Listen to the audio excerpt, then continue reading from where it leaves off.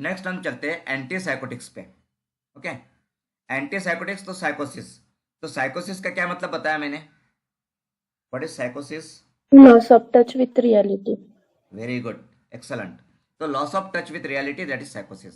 तो anti psychotic drugs, तो anti psychotic drugs are also known as neuroleptic, ataractic and major tranquillisers. ठीक है, तो 4 वर्ड्स है, 4 वर्ड है। कौन से 4 वर्ड? एक है एंटी साइकोटिक, दूसरा है न्यूरोलेप्टिक, तीसरा है अटेरैक्टिक और चौथा है मेजर ट्रैंक्विलाइजर। मेजर ट्रैंक्विलाइजर, ये चारों भी वर्ड आपको याद रखना है। ठीक है, एंटी साइकोटिक्स का मतलब न्यूरोलेप्टिक, उसी का मतलब अटेरैक्टिक, उसी का मतलब मेजर ट्रैंक्विलाइजर्स। ठीक है, तो ये 4 अलग अलग कैटेगरी नहीं है, चारों भी सेम है। Okay, then these drugs are useful in all types of functional psychosis, especially schizophrenia. And examples of antipsychotic drugs are chlorpromazine, haloperidol, clozapine, olanzapine, etc. So साइकोसिस में मेजर जो डिसीज है, मेजर जो disorder है, that is schizophrenia. And schizophrenia क्या होता है? तो साइकोसिस के जो भी सिम्टम्स है, मतलब हेलुसिनेशन है, डिलूजन्स है, तो सभी कुछ सिजोफ्रेनिया में होते हैं। सिजोफ्रेनिया का डिटेल हम आगे पढ़ेंगे। ठीक है, देन साइकोसिस is a group of symptoms resulting in a loss of touch with reality. Okay, समझ में आ गया? साइकोसिस, loss of touch with reality. This might involve seeing or hearing things that does not exist and believing things that are not true. Okay, मतलब भ्रम होना, भास होने, जिसको मराठी में बोलते हैं भास होने या भ्रम होना, एंड जो रियलिटी नहीं है उसको रियलिटी समझ लेना, दैट इज द साइकोसिस। So its symptoms may include one or more of the following thought disturbances. तो इसमें delusions, hallucinations, disorganized thoughts, disorganized behavior and negative symptoms. अब delusion का मतलब क्या है? तो delusions are false beliefs. false beliefs मतलब ऐसे विश्वास करना, ऐसा विश्वास हो जाना जो कि गलत है। जैसे कि मैं अगर कहता हूं कि मुझ में इतनी पावर है कि मैं मरे हुए व्यक्ति को जिंदा कर सकता हूं, ऐसा मुझे अपने आप पे विश्वास हो जाता है, तो that is a false belief. ठीक है, देन हेलुसिनेशंस क्या है? Hallucinations are false sensory perceptions. False sensory perceptions. अब फॉल्स सेंसरी परसेप्शन मतलब जैसे कि रस्सी पड़ी है रास्ते में, क्या है? रस्सी है, रोप है, उसे सांप समझ लेना। ओके, क्या समझना? सांप। और यदि वो रस्सी पे पैर गिर गया तो ऐसा समझना जैसे सांप ने हमें काट लिया, स्नेक बाइट हो गया। ओके, तो that is the false sensory perceptions, उसे हेलुसिनेशन कहते हैं। देन इल्यूजन, इल्यूजन्स मतलब क्या होता है? तो इल्यूजन्स इन्वॉल्व्स मिस इंटरप्रिटेशन और distortions of real external sensory stimuli.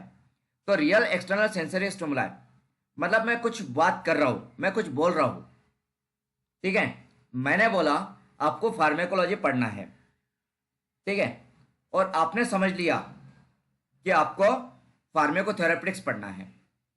मैंने बोला कुछ और आपने समझा कुछ, ऐसा नहीं कि आपको सुनाई नहीं दिया। यह यहाँ पे हियरिंग का प्रॉब्लम नहीं है। अगर हियरिंग का प्रॉब्लम होता तो यहाँ पे हियरिंग का प्रॉब्लम एंड ये मिस इंटरप्रिटेशन, ये अलग चीजें हैं। जो ब्रेन है, ब्रेन ने फार्मेकोलॉजी वर्ड सुना, बट ब्रेन ने उसको फार्मेकोथेरेपी ऐसा इंटरप्रेट किया। और कई बार ऐसा होता है, नॉर्मली हम एक बात कहते हैं और दूसरा व्यक्ति उसको कुछ अलग ही समझ लेता है। ठीक है, मतलब फैक्ट कुछ और होता है और उस पे से निष्कर्ष, कंक्लूजन कुछ और निकाला जाता है, या सामने कुछ और दिखाई देता है और हम कुछ और समझ लेते हैं, दैट इज द इल्यूजन। तो साइकोसिस में डिल्यूजन, इल्यूजन, हेलुसिनेशंस, ये इसके सिम्टम्स है। यहाँ पे डिसऑर्गेनाइज थॉट, डिसऑर्गेनाइज थॉट मतलब पेशेंट क्या सोचता है और क्या करता है ये उसे भी पता नहीं चलता है। कभी वो क्या करेगा, क्या कहेगा, क्या सोचेगा, क्या बोलेगा, इसमें कहीं कुछ कोरिलेशन नहीं रहता है। Disorganise thought and disorganise behaviour मतलब पेशेंट कब क्या कहेगा, कब क्या सोचेगा, कब क्या करेगा, इसका कोई भरोसा नहीं होता है, इसकी कोई गारंटी नहीं होती है, इसके बारे में कोई कुछ प्रेडिक्ट कर ही नहीं सकता है। वो जो पेशेंट होता है वो पूरी तरह से अनप्रिडिक्टेड होता है। अनप्रिडिक्टेड, वो कुछ भी सोच सकता है, कुछ भी बोल सकता है, कुछ भी कर सकता है, उसका कहीं पे किसी बात पे कोई भी कंट्रोल नहीं रहता है। ओके, एंड निगेटिव सिम्टम्स, यहाँ पे निगेटिव सिम्टम बोले तो यहाँ पे जब हम सिजोफ्रेनिया को डिस्क्राइब करते हैं तो सिजोफ्रेनिया में दो टाइप के सिम्टम्स होते हैं, एक होते हैं पॉजिटिव सिम्टम्स और दूसरे होते हैं negative symptoms.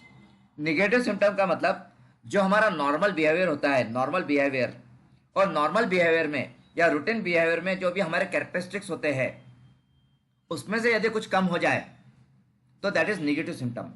And positive symptom मतलब क्या, जो नहीं था वो आ जाना, जो नहीं था उसका आ जाना, दैट इज पॉजिटिव सिम्टम।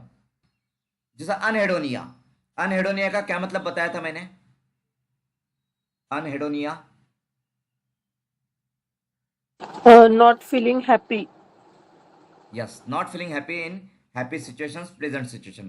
तो अनहेडोनिया ये जो है ये पॉजिटिव सिम्टम है सिजोफ्रेनिया का। इसको पॉजिटिव सिम्टम क्यों बोलते हैं, क्योंकि ये पहले नहीं था, सिजोफ्रेनिया होने के बाद में आ गया। तो सिजोफ्रेनिया के पहले जो था उसका खो जाना निगेटिव सिम्टम, और सिजोफ्रेनिया के बाद आ जाना नया symptom, that is positive symptom.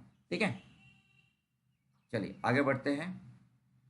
So types of साइकोसिस, तो टाइप्स ऑफ साइकोसिस में primary साइकोसिस, so it may be cause by a psychiatric disorder, for example schizophrenia, मतलब सिजोफ्रेनिया जैसे डिसीज की वजह से जो साइकोसिस होता है that is primary साइकोसिस। And secondary साइकोसिस it may be the result of substance use, N underlying medical condition और mood disorder. तो सेकंड प्राइमरी साइकोसिस ये किसी साइकेट्रिक मानसिक बीमारी की वजह से होता है।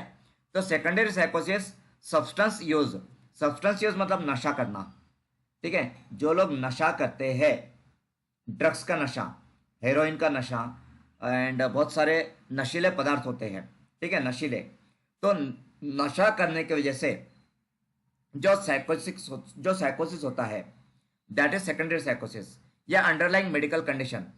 तो underlying medical condition for example brain tumour, okay, कई लोग जिनको ब्रेन ट्यूमर है ऐसे लोगों को भी साइकोसिस होता है ब्रेन ट्यूमर के वजह से। ओके, ब्रेन ट्यूमर की वजह से ब्रेन के किसी पर्टिकुलर पार्ट में कंट्रोल नहीं रह पाता है तो उस वजह से साइकोसिस हो सकता है। तो ब्रेन ट्यूमर की वजह से जो साइकोसिस होगा दैट इज सेकेंडरी साइकोसिस। और मूड डिसऑर्डर, ठीक है, मतलब मूड कम ज्यादा हो जाना, मूड बदल जाना, ठीक है, तो इसके वजह से जो होगा दैट इज सेकेंडरी साइकोसिस। तो सेकेंडरी साइकोसिस के example alcohol misuse, cannabis, brain tumour etcetera. ठीक है, तो टाइप्स ऑफ साइकोसिस में primary साइकोसिस and secondary साइकोसिस। So साइकोसिस is the characteristic feature of schizophrenia spectrum. Schizophrenia spectrum बोला है, स्पेक्ट्रम। ओके, स्पेक्ट्रम क्या होता है, तो स्पेक्ट्रम ये ग्रुप होता है, जैसे रेनबो है, रेनबो, रेनबो पता है ना आपको, इंद्रधनुष। तो इंद्रधनुष क्या है, एक ही कलर है क्या, सो इंद्रधनुष, rainbow, rainbow is a spectrum of colour, colour का स्पेक्ट्रम है, राइट। तो उसी तरह से सिजोफ्रेनिया क्या है, स्पेक्ट्रम ऑफ वेरियस सिम्टम्स, कई सारे सिम्टम्स का स्पेक्ट्रम है, कई सारे सिम्टम्स मिलकर के सिजोफ्रेनिया होता है। ठीक है, तो देखिए schizophrenia is a devastating mental illness, devastating, devastating मतलब जो डैमेज करता है, डिस्टर्ब करता है एंड डिप्रेस करता है, दैट इज डिवास्टेटिंग, जो खराब कर देता है, परिस्थिति को, कंडीशन को और भी ज्यादा खराब करेगा, डिस्ट्रॉय करेगा, तो devastating. So schizophrenia devastating mental illness characterised by delusions, abnormal behaviours, hallucinations and thought disorders. तो ये सब पॉजिटिव सिम्टम्स है हेलुसिनेशन सिजोफ्रेनिया के। तो सिजोफ्रेनिया के पॉजिटिव सिम्टम्स कौन से हैं बताइए, तो सिजोफ्रेनिया के पॉजिटिव सिम्टम्स है delusions, abnormal behaviours, hallucinations, thought disorders. तो सिजोफ्रेनिया की शुरुआत होने से पहले ये सिम्टम्स थे क्या, नहीं थे। सिजोफ्रेनिया की जब शुरुआत होती है तब ये सिम्टम्स आते हैं, मतलब ये पॉजिटिव सिम्टम्स है सिजोफ्रेनिया के। Then loss of normal emotions, abilities, loss of abilities, loss of motivation and anhedonia, ये निगेटिव सिम्टम्स है सिजोफ्रेनिया के। तो आपको पूछा जा सकता है कि which of the following is negative symptom of schizophrenia, या which of the following is positive symptom of schizophrenia, या which of the following is the symptom of schizophrenia, इस तरह से पूछा जा सकता है। तो आपको सिजोफ्रेनिया के positive symptoms and negative symptoms पता होने चाहिए। ठीक है, चलिए आगे। Now classification of antipsychotics. तो एंटीसाइकोटिक मेडिकेशंस का क्लासिफिकेशन, तो यहाँ पे कई तरह के क्लासिफिकेशन है। उसमें जब पहला क्लासिफिकेशन हम देख रहे हैं, तो फर्स्ट क्लासिफिकेशन में टिपिकल और फर्स्ट जनरेशन ड्रग्स एंड अटिपिकल्स और सेकंड जनरेशन ड्रग्स। ठीक है, इस तरह से क्लासिफिकेशन है। तो टिपिकल या फर्स्ट जनरेशन ड्रग्स में क्लोरप्रोमाजिन, हेलोपेरिडोल, परफेनाजिन, मोलिंडोन, फ्लूफेनाजिन एंड लॉक्सेपिन, ये ड्रग्स आते हैं। कौन से? क्लोरप्रोमाजिन, हेलोपेरिडोल, परफेनाजिन, मोलिंडोन, फ्लूफेनाजिन एंड लॉक्सेपिन। देन अटिपिकल्स या सेकंड जनरेशन में एमिसल्प्राइड, क्लोजापिन, ओलांजापिन, केटियापिन, रिस्पेरिडोन, अरिपिप्राजोल, ब्रेक्सपिप्राजोल, कैरिप्राजिन, इलोपेरिडोन, लुरासिडन, पैलिपेरिडन, जिप्रासिडन एंड जोटिपिन, ये ड्रग्स आते हैं। तो इसमें डन, ठीक है, 2-3 ड्रग्स ऐसे, एक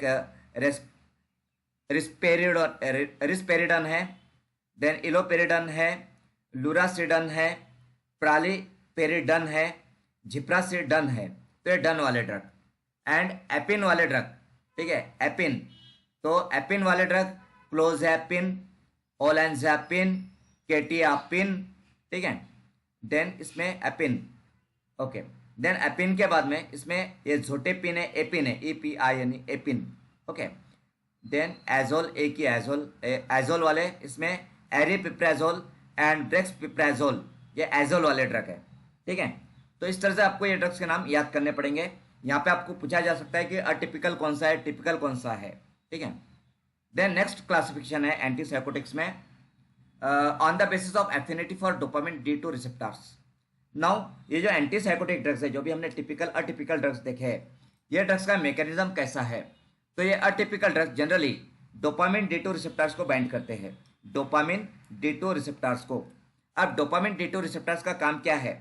तो डोपामिन D2 रिसेप्टर्स ये ऑटो रिसेप्टर्स होते हैं और ये डोपामिन का जो रिलीज है उसको कंट्रोल करते हैं, उसके रिलीज को कम करते हैं। ठीक है, D2 रिसेप्टर क्या करते हैं? तो D2 रिसेप्टर मतलब डोपामिन 2 रिसेप्टर्स क्या करते हैं? तो D2 रिसेप्टर्स डोपामिन का जो रिलीज होता है डोपामिनर्जिक न्यूरॉन में से, उस रिलीज को कम करते हैं। ओके, यदि D2 रिसेप्टर एक्टिवेट हो जाते हैं तो डोपामिन का रिलीज कम हो जाएगा, और D2 रिसेप्टर यदि ब्लॉक हो जाते हैं तो डोपामिन का रिलीज बढ़ जाएगा। तो ये जो एंटीसाइकोटिक ड्रग्स है, ये antipsychotic drug dopamine D2 receptors को D2 रिसेप्टर्स के ब्लॉकर्स है, ब्लॉकर है, मतलब ये डोपामिन के रिलीज को बढ़ा देंगे। ठीक है, तो जो एंटीसाइकोटिक ड्रग्स है उनका डोपामिन रिलीज पे क्या इफेक्ट है? तो एंटीसाइकोटिक ड्रग्स ये डोपामिन D2 रिसेप्टर्स को ब्लॉक करते हैं और डोपामिन के रिलीज को बढ़ा देते हैं। ठीक है, तो चलिए पढ़ते हैं इसके बारे में। तो इसमें जो हमने पीछे में टिपिकल या फर्स्ट जनरेशन देखा था, ये टिपिकल फर्स्ट जनरेशन ड्रग है। तो टिपिकल फर्स्ट जनरेशन ड्रग जो डोपामिन D2 रिसेप्टर को बाइंड होते हैं, तो उनका जो एफिनिटी है और जो उनका डोज है उसके accordingly they are further classified as high potency. तो हाई पोटेंसी में आते हैं हैलोपेरिडोल एंड फ्लूफेनाजिन। ओके, ये जो क्लासिफिकेशन हम देख रहे हैं ये सब क्लासिफिकेशन है टिपिकल या फर्स्ट जनरेशन एंटीसाइकोटिक ड्रग्स का। तो इसमें हाई पोटेंसी के एग्जांपल्स है हैलोपेरिडोल एंड फ्लूफेनाजिन। तो एंड सेकंड है लो पोटेंसी के एग्जांपल है क्लोरप्रोमाजिन। तो जो हाई पोटेंसी ड्रग है उनका लो डोज लगेगा क्योंकि हाईली पोटेंट है, ज्यादा पावरफुल है, तो इनका डोज कम लगेगा। एंड जो लो पोटेंसी है तो वो उसका डोज ज्यादा लगेगा, मतलब क्लोरप्रोमाजिन का डोज ज्यादा लगेगा। अब जो हाई पोटेंसी ड्रग है तो उसके कैरेक्टरिस्टिक क्या है? तो high potency with more EPS and less histaminic, alpha adrenergic and anticholinergic side effects. तो जो हाई पोटेंसी ड्रग है मतलब हैलोपेरिडोल एंड फ्लूफेनाजिन, इसके साइड इफेक्ट्स क्या है? तो साइड इफेक्ट्स है EPS, more EPS, less histaminic, then alpha adrenergic and anticholinergic. अब ये EPS क्या है? EPS का मतलब होता है extra pyramidal side effects, extra pyramidal side effects, EPS। Now ये एक्स्ट्रा पिरामिडल साइड इफेक्ट्स क्या है?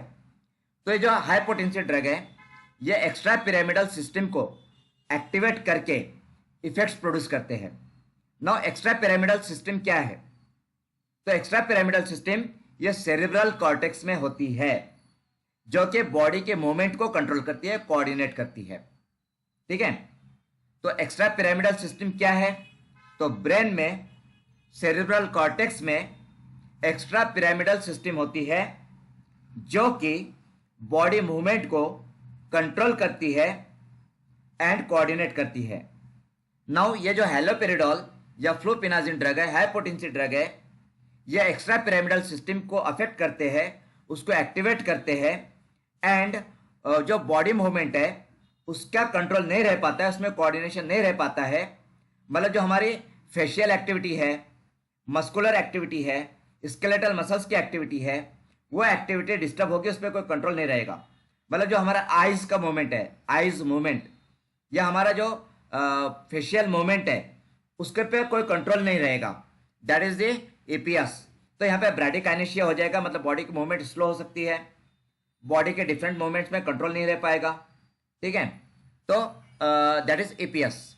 देन लेस हिस्टामिनिक मतलब सिडेशन, हिस्टामिनिक मतलब लेस सिडेशन। सिडेटिव इफेक्ट कल हमने देखा था सिडेशन एंड हिप्नोटिक्स में। तो लेस हिस्टामिनिक है मतलब सिडेटिव इफेक्ट कम है। इनका अल्फा एड्रेनर्जिक है, अल्फा एड्रेनर्जिक। तो अल्फा रिसेप्टर्स को ये ब्लॉक करते हैं, अल्फा रिसेप्टर ब्लॉकर है एंड उसके वजह से आर्थोस्टेसिस होता है। आर्थोस्टेसिस, आर्थोस्टेसिस मतलब आर्थोस्टैटिक हाइपोटेंशन। हाँ, आर्थोस्टैटिक हाइपोटेंशन। ठीक है, आर्थोस्टेसिस का मतलब क्या है? तो आर्थोस्टेसिस का मतलब है आर्थोस्टैटिक हाइपोटेंशन। और आर्थोस्टैटिक हाइपोटेंशन का मतलब क्या है? तो आर्थोस्टैटिक हाइपोटेंशन का मतलब होता है पोस्चुरल हाइपोटेंशन। और पोस्चुरल हाइपोटेंशन का मतलब क्या है?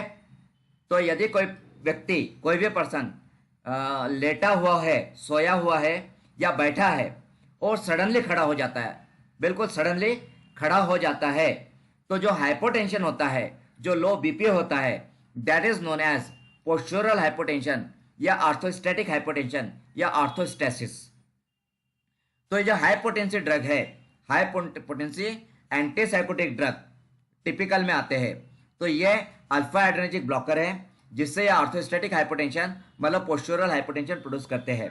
तो ये पोस्चुरल हाइपोटेंशन मतलब ये आर्थोस्टैटिक हाइपोटेंशन मतलब आर्थोस्टेसिस मतलब सडनली खड़े होने पे जब बीपी लो हो जाता है, दैट इज ओके। और ये कई जगह पे आता है।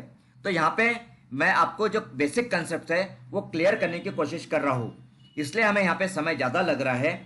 ठीक है, आगे जब 2-3 चैप्टर जो रहेंगे हमारे, उसमें मैं ज़्यादा समय दूंगा क्योंकि मैं बेसिक कंसेप्ट क्लियर कर रहा हूँ। और जब ये बेसिक कंसेप्ट क्लियर हो जाएगी तो उसके बाद में हम फास्ट जाने वाले हैं। अभी मैं एक लेक्चर में आधा या एक ही चैप्टर कवर कर रहा हूँ। ठीक है, बट अभी 2-3 लेक्चर के बाद में मैं जब फास्ट जाऊंगा तो एक ही लेक्चर में मैं 3 से 4 टॉपिक कवर कर दूंगा। इस तरीके से हम सिलेबस कवर करने वाले हैं। तो यहाँ पे जो भी बेसिक कंसेप्ट है इसको आपको रिवाइज करना है, रिपीट करना है, अगेन एंड अगेन समझ के लेना है। नहीं समझा तो मुझे पूछना है, क्योंकि आगे जा करके हम लोग स्पीड बहुत बढ़ाने वाले हैं। अगर आपके बेसिक कंसेप्ट क्लियर हो जाए तो अपने आप आपकी भी स्पीड बढ़ जाएगी। सेम थिंग मुझे रिपीट करने की जरूरत नहीं पड़ेगी। ठीक है, ओके। तो यहाँ पे हाई पोटेंसी की हमने बात की। नाउ लो पोटेंसी एंटीसाइकोटिक ड्रग्स क्लोरप्रोमाजिन। तो इसका क्या क्या कैरेक्टरिस्टिक है? तो एसोसिएटेड विथ लेस ईपीएस। तो ध्यान दीजिए, हाई पोटेंसी में मोर ईपीएस है, तो लो पोटेंसी में लेस ईपीएस है। हैलोपेरिडोल, फ्लूपेनाजिन ये मोर ईपीएस है, तो क्लोरप्रोमाजिन लेस ईपीएस है। ठीक है, but more H1 alpha 1 and muscarinic side effects. तो लो पोटेंसी में लेस ईपीएस होता है बट मोर H1 अल्फा 1 और मस्करिनिक साइड इफेक्ट्स होते हैं। तो यहाँ पे हाई पोटेंसी में less histaminic, less alpha adrenergic and less anticholinergic side effects होते हैं। ठीक है, देन नेक्स्ट क्लासिफिकेशन है एंटीसाइकोटिक्स का, जो कि केमिकल क्लासिफिकेशन है। सो एंटीसाइकोटिक्स में टिपिकल एंटीसाइकोटिक्स, तो केमिकल क्लासिफिकेशन में फिनोथायाजिन्स। फिनोथायाजिन्स के एग्जांपल्स है क्लोरप्रोमाजिन, ट्राइफ्लोपराजिन, फ्लूफेनाजिन एंड थायोरिडाजिन। देन ब्यूटेरोफिनोन्स, ब्यूटेरोफिनोन्स के examples haloperidol, trifluperidol, penfluridol. Then diphenyl butyl piperidines, इसके example pimozide, penfluridol and fluspirilene. Then thioxanthenes, इसके example chlorprothixene, flupenthixol. Then indolic derivatives, example molindone, oxypertine. Then dibenzoxazepine, example loxapine. तो इसमें आपको haloperidol ये एक important है, haloperidol, ट्राइफ्लूपेरिडोल, फेनफ्लोरिडोल। तो haloperidol कौन सी कैटेगरी में आता है केमिकली? तो केमिकली ब्यूटेरोफिनोन्स में आता है। देन आपका क्लोरप्रोमाजिन, क्लोरप्रोमाजिन कौन सी कैटेगरी में आता है केमिकली? तो क्लोरप्रोमाजिन ये फिनोथायजिन में आता है। तो यहाँ पे इस क्लासिफिकेशन में क्लोरप्रोमाजिन एंड हेलोपेरिडोल ये दो इंपॉर्टेंट ड्रग है। देन अटिपिकल एंटीसाइकोटिक्स में एमिसल्प्राइड, क्लोजापिन, ओलेंजापिन, केटियापिन, रेस्पिरिडोन। तो ये अटिपिकल एंटीसाइकोटिक्स पहले भी हमने कवर किया है। नाउ नेक्स्ट हम चलते हैं फार्मेकोलॉजिकल एक्शंस ऑफ एंटीसाइकोटिक्स। तो फार्मेकोलॉजिकल एक्शंस में जैसे मैंने आपको पहले बताया कि ये D2 रिसेप्टर जो होता है डोपामिनर्जिक D2 रिसेप्टर को मेसोलिम्बिक सिस्टम में बाइंड करते हैं। कौन से सिस्टम में? मेसोलिम्बिक। अब ये ब्रेन में सिस्टम होती है मेसोलिम्बिक, इसके डिटेल में हम नहीं जाएंगे, इसको यह था कि हम लोग लिमिट करते हैं। तो आपको ये याद रखना है कि जो एंटीसाइकोटिक ड्रग्स होते हैं वो मोस्टली डोपामिनर्जिक D2 रिसेप्टर को कहाँ पे ब्लॉक करते हैं? तो mesolimbic system in the brain में ब्लॉक करते हैं। अब इसका क्या इफेक्ट होता है? डोपामिन का लेवल बढ़ जाता है। तो यहाँ पे ठीक है, डोपामिन का level, so D2 act to reduce dopamine levels and antagonist blockers act to enhance dopamine level. तो ये एंटागोनिस्ट है, ब्लॉकर्स है, और ये डोपामिन के लेवल को बढ़ा देंगे। ठीक है। देन न्यूरोलेप्टिक्स में how alpha adrenergic blocking activity, मतलब अल्फा रिसेप्टर को ब्लॉक करेंगे ये, और जिसकी वजह से ऑर्थोस्टेसिस मिलता है। एंटीकोलिनर्जिक इफेक्ट भी है एंड H1 एंटीस्टेमिनिक प्रॉपर्टीज भी है। ठीक है। Then neuroleptics produce hypotension primarily postural. तो ये अल्फा एड्रेनर्जिक ब्लॉकिंग एक्टिविटी की वजह से पोस्चुरल हाइपोटेंशन मतलब ऑर्थोस्टेसिस प्रोड्यूस करते हैं। Then antipsychotics consistently increase prolactin release. अब ये इंपॉर्टेंट है, एंटीसाइकोटिक्स का प्रोलैक्टिन रिलीज पे क्या इफेक्ट है? तो एंटीसाइकोटिक एजेंट ये प्रोलैक्टिन रिलीज को बढ़ा देता है। प्रोलैक्टिन रिलीज बढ़ने की वजह से हाइपर प्रोलैक्टिनेमिया हो जाएगा। क्या होगा? हाइपर प्रोलैक्टिनेमिया। हाइपर मतलब more than normal, lectin prolactin level, prolactin hormone है, एंड एमिया, एमिया मतलब ब्लड। तो एंटीसाइकोटिक ड्रग की वजह से ब्लड में प्रोलैक्टिन हार्मोन का लेवल बढ़ जाएगा। प्रोलैक्टिन हार्मोन क्या करता है? तो प्रोलैक्टिन हार्मोन ये गैलेक्टोरिया एंड गायनेकोमेस्टिया प्रोड्यूस करता है। ठीक है। एक्चुअली प्रोलैक्टिन हार्मोन का फिजियोलॉजिकल रोल क्या है? तो प्रोलैक्टिन हार्मोन ब्रेस्ट ग्रोथ में हेल्प करता है, ब्रेस्ट ग्रोथ को सपोर्ट करता है, और मिल्क सिक्रेशन बढ़ाता है। मिल्क सिक्रेशन मतलब पोस्टपार्टम, मतलब ड्यूरिंग प्रेगनेंसी जो लैक्टोट्रोप्स है, तो ड्यूरिंग प्रेगनेंसी ब्रेस्ट को मिल्क प्रोडक्शन के लिए तैयार करना, एंड पोस्टपार्टम मतलब डिलीवरी के बाद में। पोस्टपार्टम का मतलब क्या है? After delivery. तो after delivery milk secretion produce करना, मिल्क सिक्रेशन करना, यह प्रोलैक्टिन का काम है। तो प्रोलैक्टिन ऑक्सीटोसिन हार्मोन के साथ में काम करता है। प्रोलैक्टिन ये ब्रेस्ट के एनलार्जमेंट करता है, ब्रेस्ट ग्रोथ करता है, ब्रेस्ट को मिल्क सिक्रेशन के लिए रेडी करता है, एंड पोस्टपार्टम मतलब आफ्टर डिलीवरी मिल्क सिक्रेशन करता है। बट यदि हम लोग एंटीसाइकोटिक ड्रग दे रहे हैं तो फीमेल में प्रोलैक्टिन लेवल बढ़ने की वजह से ब्रेस्ट साइज बढ़ जाएगी एंड गैलेक्टोरिया होगा, मतलब व्हाइट मिल्क की सिक्रेशन होगा ब्रेस्ट में से, which is not related to pregnancy and which is not related to childbirth. जो चाइल्ड बर्थ से प्रेगनेंसी से रिलेटेड नहीं है, ऐसे व्हाइट सब्सटेंस का सिक्रेशन, व्हाइट फ्लूइड का सिक्रेशन ब्रेस्ट से होगा, दैट इज गैलेक्टोरिया। ठीक है। तो प्रोलैक्टिन लेवल बढ़ने की वजह से गैलेक्टोरिया एंड गायनेकोमेस्टिया होता है। तो फीमेल में गैलेक्टोरिया मतलब मिल्क व्हाइट सब्सटेंस सीक्रेट होगा, व्हाइट फ्लूइड सीक्रेट होगा, जो which is not related to pregnancy, which is not related to childbirth. And gynaecomastia, तो गायनेकोमेस्टिया मतलब एनलार्जमेंट ऑफ द ब्रेस्ट।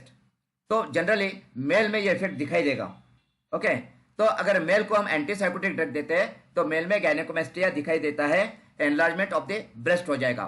तो एंटीसाइकोटिक ड्रग के जो एडवर्स इफेक्ट है उसमें हमने एपीएस देखा है। एपीएस के अलावा गैलेक्टोरिया एंड गायनेकोमेस्टिया ये भी मेन एडवर्स इफेक्ट है एंटीसाइकोटिक ड्रग के। ठीक है। So here antipsychotics can have significant side effects such as extra pyramidal symptoms, anticholinergic effects, tardive dyskinesia, etc. Atypical antipsychotics have lower tendency to cause extra pyramidal side effects and tardive dyskinesia as compare to typical antipsychotics. ठीक है, तो atypical antipsychotics ये जो है ये lower side effects होते हैं इनके टिपिकल के कंपैरिजन में। ठीक है, नाउ अभी देखिए हमारा आज का टाइम 9:20 हो चुके हैं एंड एक्चुअली अभी हमारा एमसीक्यू का टाइम है, बट आज हम लोग एमसीक्यू कवर नहीं करेंगे। आज हम लोग ये कंसेप्ट को डिस्कस कर लेंगे। ठीक है, यहाँ पे हमारे एंटीसाइकोटिक कवर हो जाता है एंड कल फिर हम लोग जो नोट्रोपिक एजेंट है, नोट्रोपिक एजेंट बचा है एंड ओपियोइड ड्रग्स है, तो कल हम नोट्रोपिक एजेंट ओपियोइड को कवर करेंगे और उसके बाद में एमसीक्यू कवर करेंगे। तो आज का जो भी टॉपिक है ये आपको रिवाइज करना है और रिवाइज करके कल एमसीक्यू के लिए आपको रेडी रहना है। ठीक है, नाउ क्लोरप्रोमाजिन। अब ये जो क्लोरप्रोमाजिन है ये भी टिपिकल ड्रग है and chlorpromazine is also known as लार्जेक्टिल।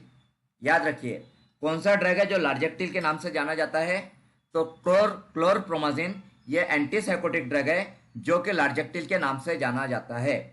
ठीक है, अब क्लोरप्रोमाजिन को लार्जेक्टिल क्यों कहते हैं, because it has various pharmacological actions. इसके कई सारे फार्मेकोलॉजिकल एक्शंस है और ये कई सारे इफेक्ट्स प्रोड्यूस करता है chlorpromazine, that's why it is known as largactil.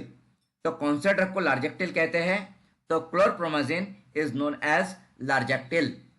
तो ये से लार्जेक्टिल क्यों कहा जाता है, because first it is a typical antipsychotic drug, ये टिपिकल एंटीसाइकोटिक है। Second it is H1 antihistaminic drug, ये H1 एंटीस्टामिनिक भी है। H1 एंटीस्टामिनिक क्या करते हैं, तो H1 एंटीस्टामिनिक ये एंटी एलर्जिक ड्रग होते हैं, एंटी एलर्जिक। तो क्लोरप्रोमाजिन ये एंटी एलर्जिक भी है। Then it acts as antiemetic by depressing the CTZ, ये एंटीएमेटिक भी है। तो लार्जेक्टिल एंटीसाइकोटिक है, क्लोरप्रोमाजिन एंटीहिस्टामिनिक भी है, क्लोरप्रोमाजिन एंटी एमेटिक भी है। Then it is an anti hiccup agent, anti hiccup. Hiccup का मतलब पता है क्या आपको, व्हाट इज हिक्कप, पता है हिक्कप क्या है? No sir. हिक्कप मतलब उचकी, हिचकी आना। जब हम बोलते हैं कि किसी ने कोई हमें याद कर रहा है, कोई हमें याद कर रहा है, दैट इज हिक्कप। ठीक है, उचकी हिचकी। तो हिचकी के लिए अगर किसी को कंटिन्यूसली हिचकी आ रही है, दैट इज हिक्कप। ओके, तो हिक्कप के लिए कौन सा ड्रग है, तो क्लोरप्रोमाजिन है। Then its anticholinergic actions include dryness of mouth, reduce blood pressure, constipation etcetera. Then it has sedative action, तो ये सीडेटिव भी है।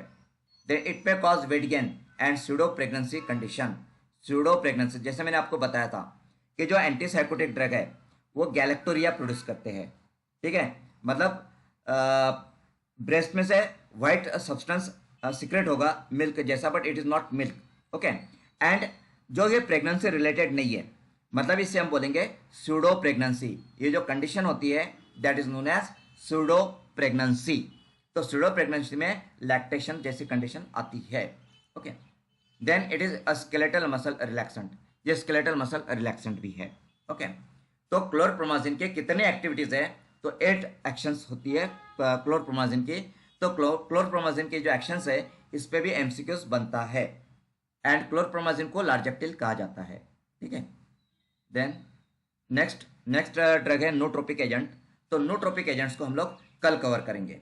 कल हम लोग nootropic agent, then centrally acting muscle relaxant, उसके बाद में ओपियोइड एनाल्जेसिक्स, और अगर समय मिला तो और कोई नया टॉपिक हम शुरू करेंगे एंड इसके जो एमसीक्यूज है वो हम लोग कल डिस्कस करेंगे।